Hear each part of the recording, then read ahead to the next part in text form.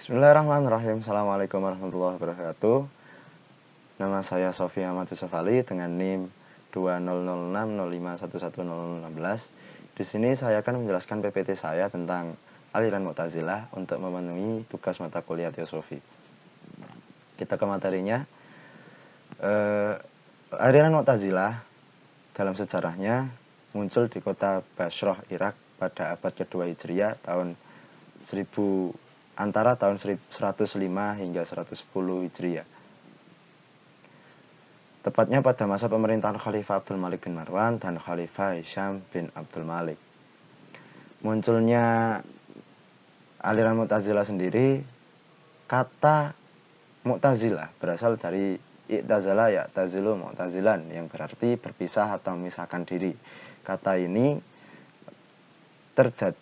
Munculnya kata ini karena pada suatu kronologi saat Al-Hasan Al-Basri, seorang imam di kalangan tabi'in di masa itu, dalam sebuah pengajian ditanya oleh seseorang, jika seseorang melakukan perilaku dosa besar yang dapat dianggap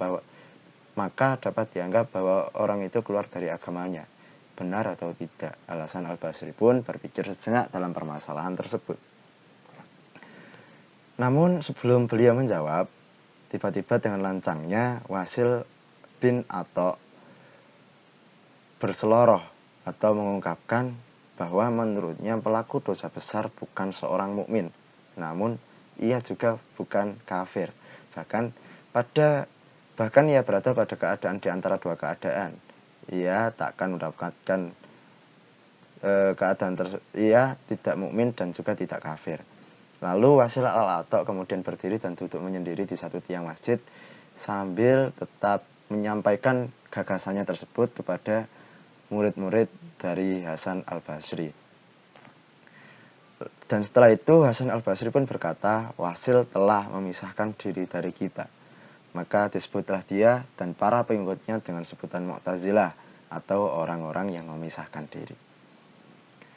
Pertanyaan itu pun akhirnya dijawab oleh Al-Basri dengan jawaban Ahlus Sunnah wal Jamaah. Sesungguhnya pelaku dosa besar adalah orang mukmin yang tidak sempurna imannya, sehingga mereka masih dapat disebut mukmin karena dosa besarnya tersebut dapat disebut fasik, yakni keimanan yang menjadi tidak relevan.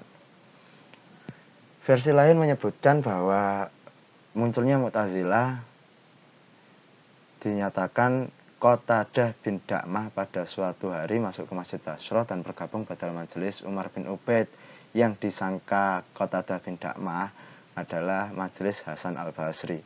Setelah mengetahui bahwa majelis tersebut bukan dari Hasan Al-Basri, ia pun meninggalkan tempat tersebut dan sambil berkata, ini adalah kaum Mu'tazilah, sehingga itulah kaum tersebut dinamakan Mu'tazilah.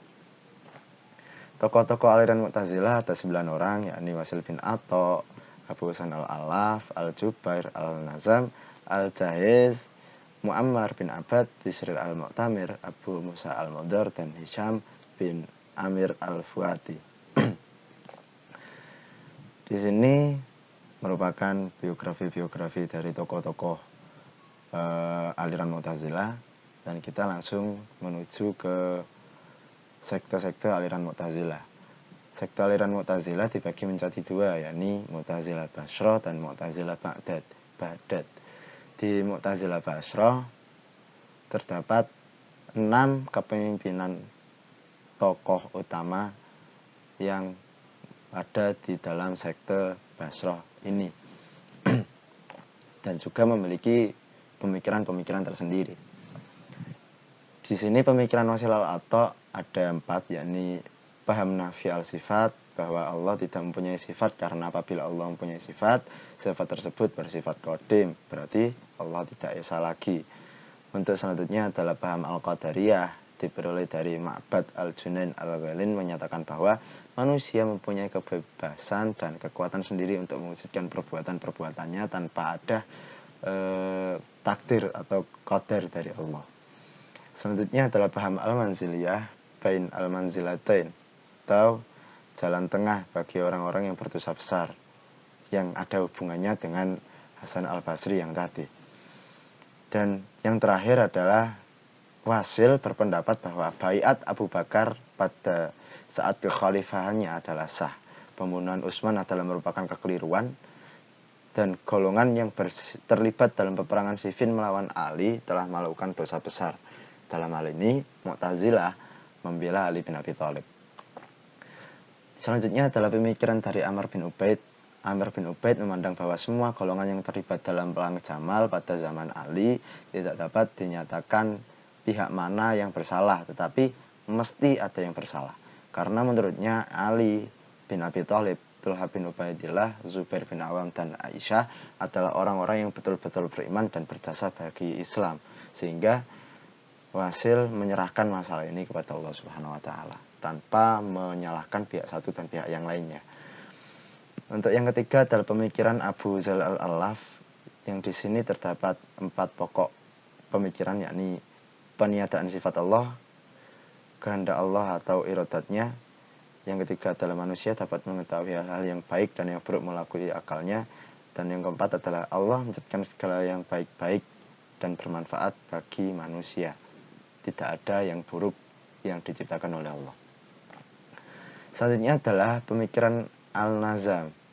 Di fase ini Al-Nazam berpendapat bahwa praduga terhadap sesuatu yang meragukan adalah pengetahuan. Orang awam akan menerima sesuatu berita tanpa praduga, tetapi kaum khawas akan ragu-ragu dahulu barulah mereka menerima atau menolak. Pengetahuan juga dapat diketahui melalui eksperimen, khususnya dalam pengembangan ilmu pengetahuan.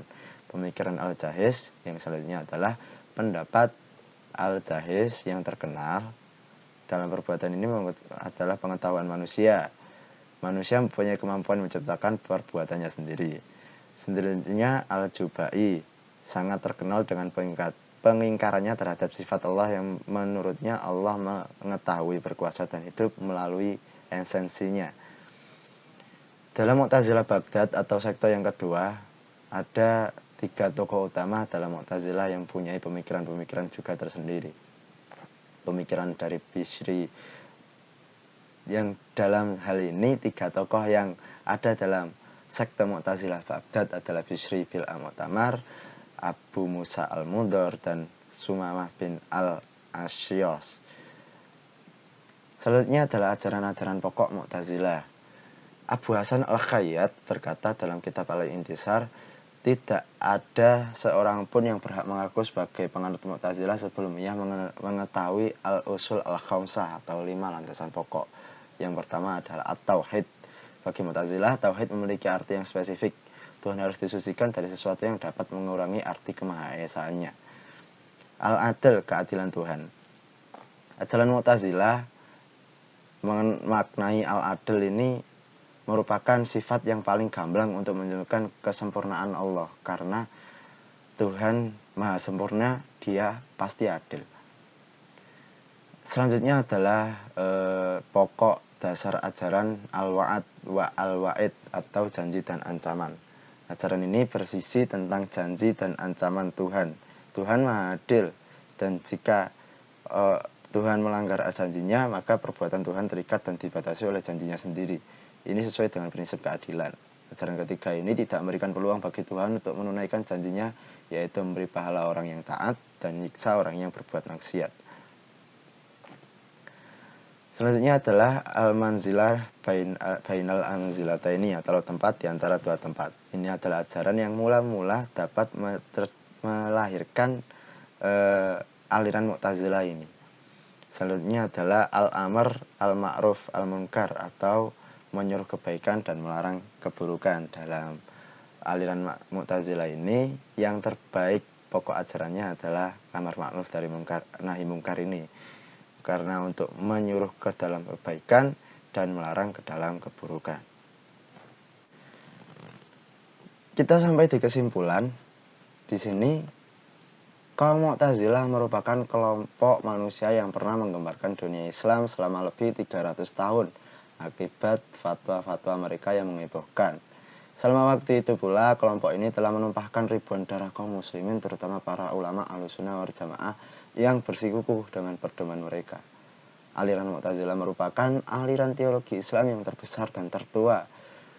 Kaum Mu'tazilah secara teknis terdiri dari dua golongan yang masing-masing mempunyai pandangan yang berbeda. Golongan tersebut ialah golongan pertama yang disebut Mu'tazilah 1, muncul sebagai respon politik murni, dan golongan yang kedua adalah Mu'tazilah 2, muncul karena persoalan teologis yang berkembang di kalangan Khawarij dan Mu'ridah akibat adanya peristiwa tahkim. Dan Mu'tazilah sendiri juga dibagi menjadi dua sekte, yakni sekte Bashrah dan sekte Arab. Banyak sebutan mengenai kaum Mu'tazilah, salah satunya adalah Ahlul Adl wa Tauhid, atau golongan yang mempertahankan keadilan dan keesaan Allah.